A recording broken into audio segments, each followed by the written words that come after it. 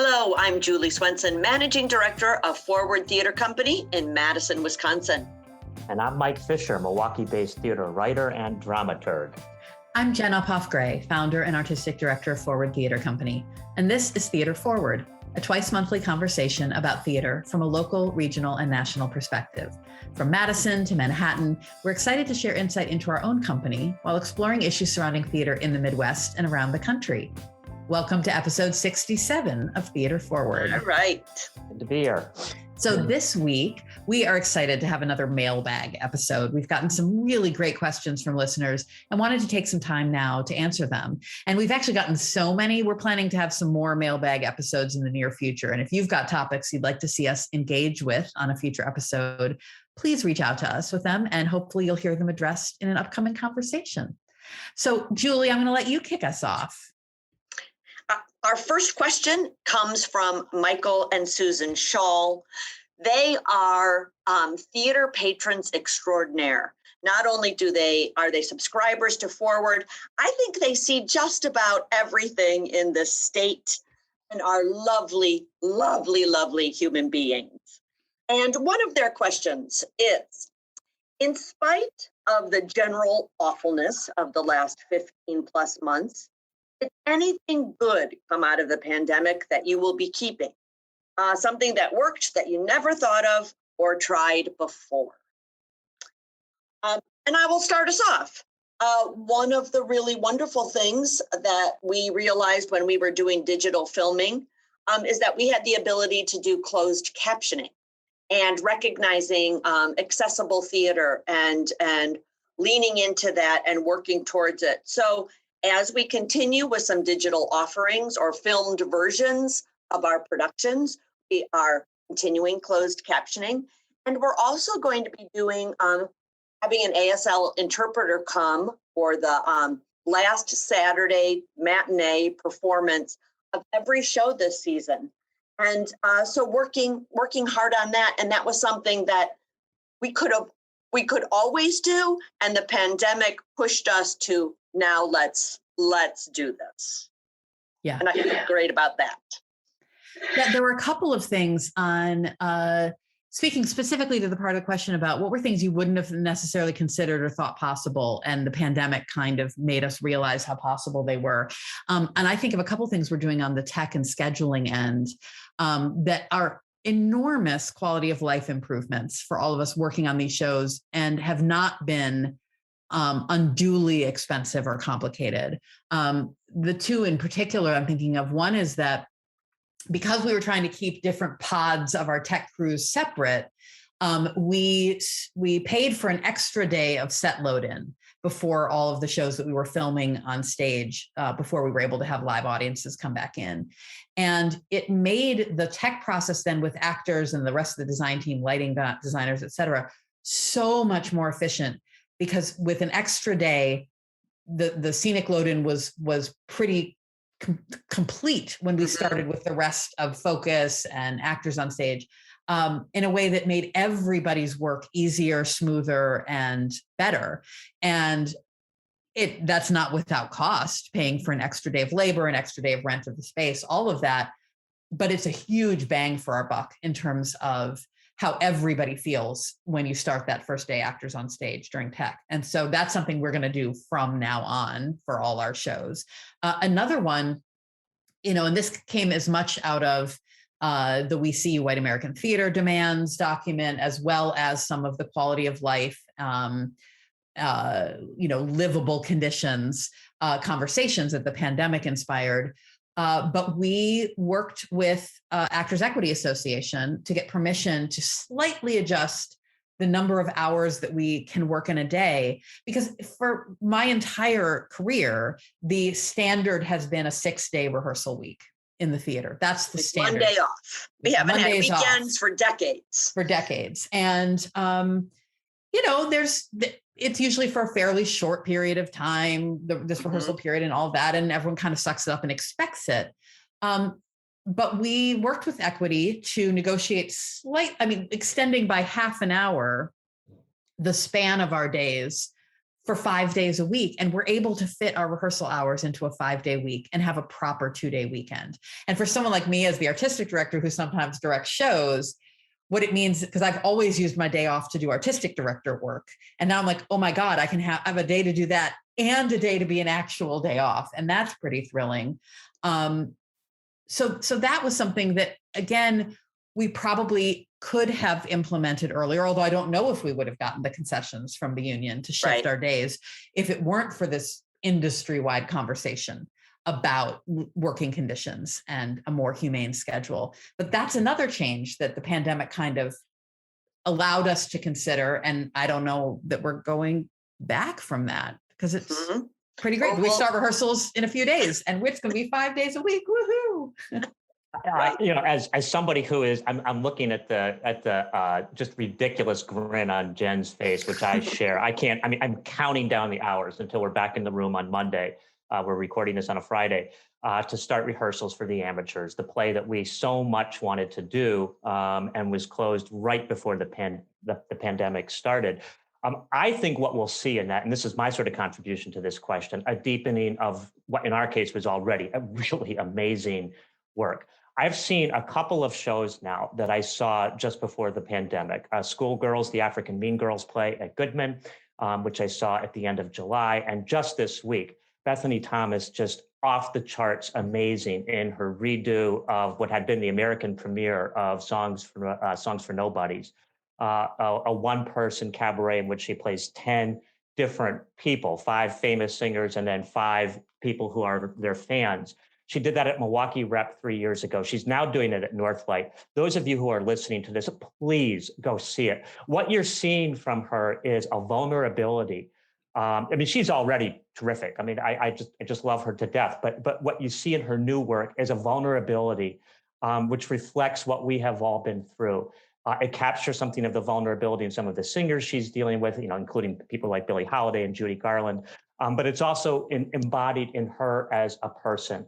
That was true of Schoolgirls, which was so much better than what I had seen either in New York or in the streamed version that Goodman was able to do. And you're going to see that. I guarantee you're going to see that in The Amateurs, given the quality of our cast, our amazing director whose face I'm looking at right now, and just in general, a production team that had already brought so much to what it means to make art in a time of plague.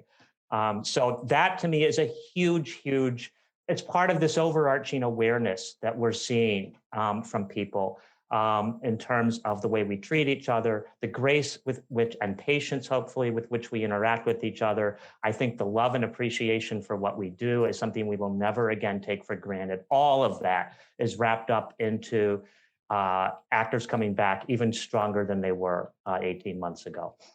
We could go on for hours about positive things that did come out of this time period. We've already in multiple episodes of this podcast talked about all the bad things for our field that have happened, but there are countless good things. And I would just like to add one more really positive development, and that is something that's not unique to the theater. We're seeing it in every industry across the country, and that is a new willingness of workers to stand up for humane and equitable treatment in their place of work and to say, I'm not coming back if I am not treated humanely and equitably. This is why there's an employee shortage, and there's a lot of factors involved in that in every field. But you do see the Williamstown Theater Festival interns or, IATSE workers at North Shore. People, whether it's an actual strike or just making public poor working conditions or just demanding living wages. That's really good for our field because people who are not beaten down when they come to work make better art. And I think, this is a positive. It's a good thing, and it's going to, in the long run, make our field much, much, much better. And it's all to circle back to what Julie said when we started. This is about expanding access. You're seeing this in greater attention being paid to women, to non-binary and trans actors and theater artists, to people of color. all of whom have had to put up with way too much for way too long, both in the theater industry and outside of it. And for us to be thinking harder about expanding access in every which way, whether it's streaming so that people who are impaired in some way, or geographically distant to us, or too young or too old to come to the theater, right down through the kinds of people that we welcome into our spaces, which should be everybody. This has been just a hugely positive moment for us. Well, Mike, I think that's a perfect segue for you to maybe read our next question.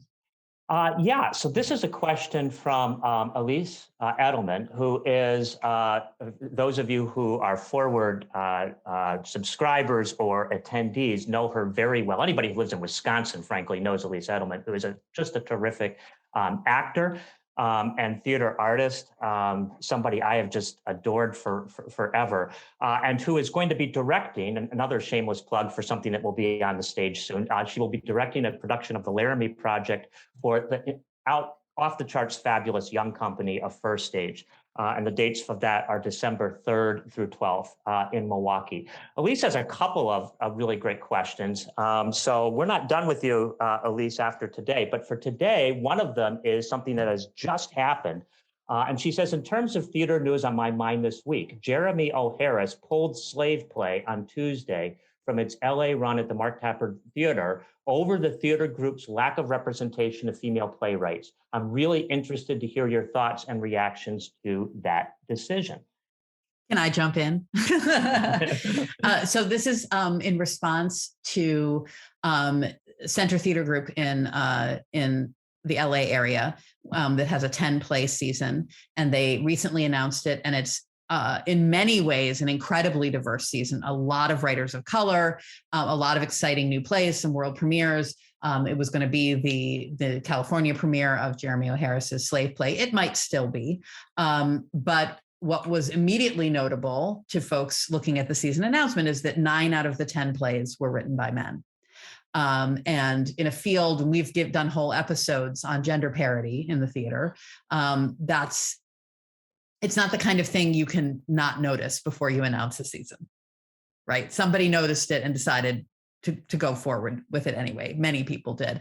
And what Jeremy O. Harris did was he let the Center Theater Group know through his agents that he wanted to start the process of removing Slave Play from that season in order, hopefully, to open up a space for them to program a play by a female or female identifying playwright. And he shared that news on Twitter.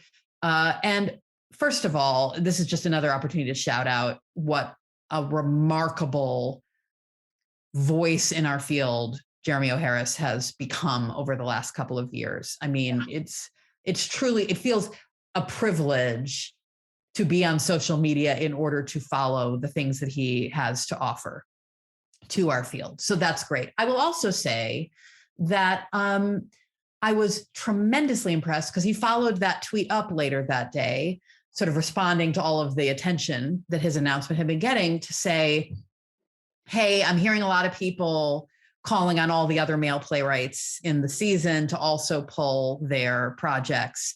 And I just want everybody, I'm paraphrasing horribly here, so forgive me, but he basically said, hey, everybody, just slow down. I am personally in a position where I really can afford to do this. I'm working on a TV show right now. Slave Play is about to reopen on Broadway.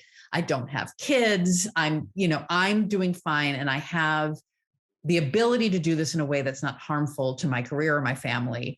We don't know what everybody else's situation is. And, I'm using my voice where I can. Just, let's support each other. Let's give each other some grace.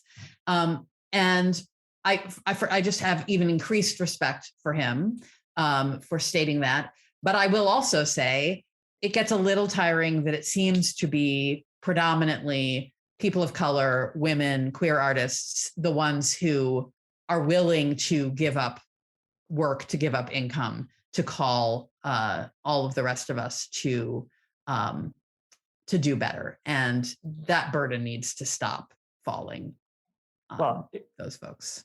I mean, it goes back to Karen Olivo having shouldered a similar burden, and when nobody was willing to come out, or just about nobody, and blast Scott Rudin because people were, for understandable reasons, afraid of the power he wields, and for her to stand up as she did and really start an avalanche and lead a revolution that led to him stepping back significantly. Jen, that reinforces your point. What I'm so excited about in what Jeremy O'Hara's did is not just the fact itself, but that in a year when we are rightly, and I can't emphasize that enough, focused on the lack of representation of BIPOC artists, we have sometimes, in my opinion, in our conversation, tended to forget that there are other constituencies that have also been historically marginalized, women included. A stat we've cited on this podcast before, in Milwaukee in the last 5 years, 25% of plays by equity theater houses are done by women. That's just not acceptable. And to Jen's point, you have to see it. You can't possibly not see it when you're looking at and programming your season. And insofar as you're not addressing that, there's a problem. And to have a leading, articulate, passionate proponent of expanding our representation for BIPOC artists also say, you know what, we're all on the same page, which is what We See You White American Theater said too, very clearly in its document. This is not just about us. This is also about women. We're focusing here in this document on race in American theater, but there are other constituencies which have been excluded. Let's not forget about those. And he did that very strongly in what he wrote, saying we're all in this together. You can't pick and choose the marginalized groups that you're going to put forward. We have to deal with every part of the exclusion that has afflicted U.S. theater. And I do think it's. Can I add, go ahead, as somebody who worked for 20 years as producing director for a theater company that was focused on gender parity, was making sure that there were women playwrights and directors and scenic designers and an equitable opportunity. I agree that our focus now has elevated. I won't say changed in terms of whose stories get to be told, but the idea that now that women playwrights are we've done that. We've accomplished that goal. We haven't accomplished that goal, and so it's got to be an and, not what it sounds like in California happened is we're just going to focus. This is the one that we're supposed to be focusing on BIPOC playwrights now, so that's what we're going to do. And they lost sight of what also needs to be accomplished in this equity, in this equitable choice of whose stories get to be told. How did they forget that women's stories also need to be told? It's such a blind spot. And for Jeremy O'Hara for calling it out. Well, and some of the best playwriting right now is being done by women of color. So you really can have your cake and eat it too, which is part of the point. But yeah, just circling back to what you were saying about Karen, Mike, and the work that they have been doing, and it's yet another example of marginalized voices being the ones willing to give something up to point out other inequities, and that's something that really has to stop. And I know that we're certainly grateful for the work that they are doing with their colleagues at Affect, affect.org. But yeah, it was exciting to see what Jeremy O'Hara did this week. And I imagine, because he has developed a very big presence in our field, that it will have results, that it will make change. And that's pretty thrilling. Well, we've already been gabbing for a while here, and we're just 2 questions in. I want to fit one more in at least before we have to, go to another mailbag episode down the road.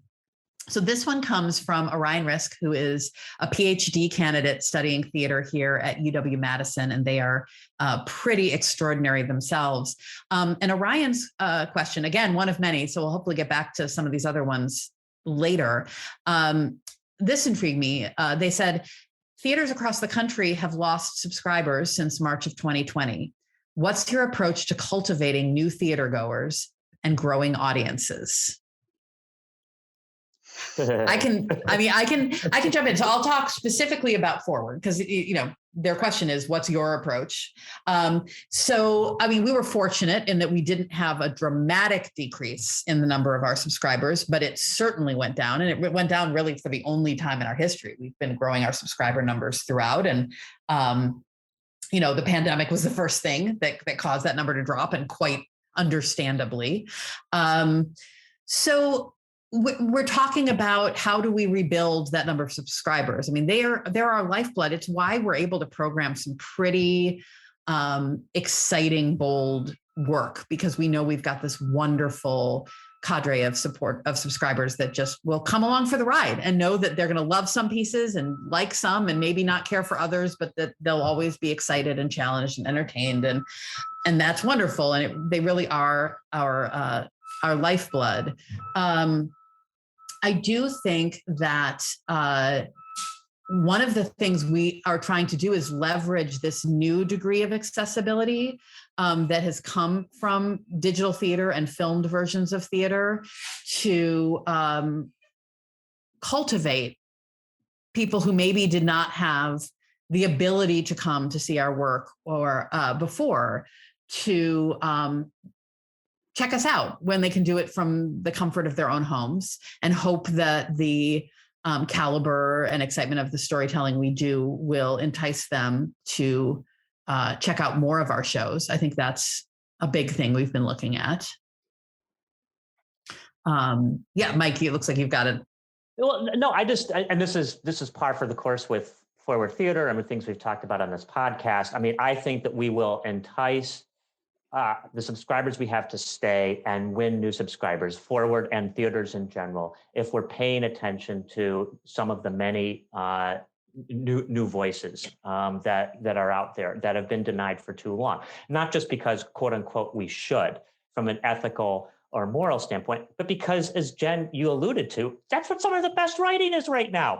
And so for us not to be doing that and engaging with it is just stupid. And I think it will challenge people to grow individually and in terms of what kind of art they consume. But it also means that we are going to be seeing some really, really exciting work of a kind that maybe we weren't seeing enough of in the past. And so on the one hand, and I said this in a past podcast, we do need to be cognizant of theater companies who are trying to survive programming chestnuts to help them ensure a solid foundation of reliable season ticket subscribers or subscribers who are going to plunk down money for that production. There's a reason A Christmas Carol gets done everywhere every year. But to not use that foundational support that you've now bought yourself and leverage it to come up with, exciting new opportunities for new work is just a misuse of resources. And I think theater companies do get that. I know we get that. You can see it in the kinds of things we're programming. And I think that's absolutely the way forward. It may not be people's instinct. There's part of all of us coming out of something like this in every part of our lives that wants to cling to what went before because it's familiar. And right now things are scary. But my God, the opportunities to explore and see new things in every part of our lives, including theater, is so exciting. And I just can't wait to see what that means for theater going forward, as it were.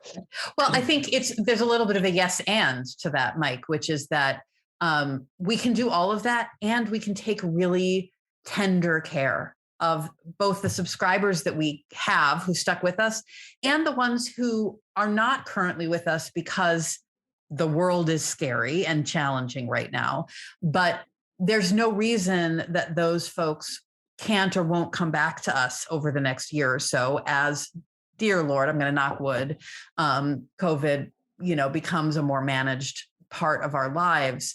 And I think that it's not about coddling them. It's not about, needing to dumb down our programming, but thinking about the trauma that everybody has gone through, thinking about how we can welcome people back with open and caring arms to experiences that will remind them of why being in a theater was their happy place. And, again, that doesn't mean doing only chestnuts or anything like that. We don't do chestnuts at Forward. That's not part of our programming. But I do think thinking about our subscribers, thinking about what they need, is a really important part of our job always, but especially right now, because we want to take care of them and bring them along with us into the future. And this, I was thinking too, how it harkens back in some ways to the shawls question, and the good we found. We're in an odd place right now that we're back, but not quite. Not everybody feels comfortable yet. And so the challenge is to keep those subscribers who are with us, who have paid their subscription, but still aren't comfortable coming back to a big group of people, would still like to watch their programming on their computer or on their TV, and how to keep them engaged. And I certainly think we talk about that a lot. I am hoping that other companies are doing the same thing, because this is the transitional year. I had hoped that this was the year, and we're back, but it's not. This is our transitional year in terms of people still have to show their vaccination card, and they still have to wear a mask. And boy, I look forward to the time when we really can, as you so eloquently said, Jen, the living with the virus, and how to bring people back, and the appreciation of seeing live theater. And it's going. We're seeing that. We're going. We had people come and see our plays, but we're not 100% back yet. And I look forward to that time. Me too. In the very near future. And my goodness, those were 3 really good questions that gave us quite a lot to chew on. That made for quite a full episode already. I think we'll say that that's it for this episode of Theater Forward, a conversation about theater in Wisconsin, the Midwest, and America. But we will be back with more mailbag episodes. So please do send your questions and topics for us to discuss. But thank you so much for joining us for this one. I'm Jen Uphoff-Gray. And I'm Julie Swenson. And I'm Mike Fisher. Our podcast is produced by Scott Hayden. He dices, he splices, he opens our mailbag, and he produces this amazing podcast. Thanks to Scott. You can follow us or share your thoughts on Facebook and Twitter at Theater Forward. Theater, as always, spelled with an ER. And if you enjoy this podcast, don't forget to subscribe to us on Apple Podcasts or wherever you might tune in. And please be sure to leave a comment, drop a question. We'd love to hear from you. We're so grateful to have you listening, and we will be back soon for another Theater Forward conversation.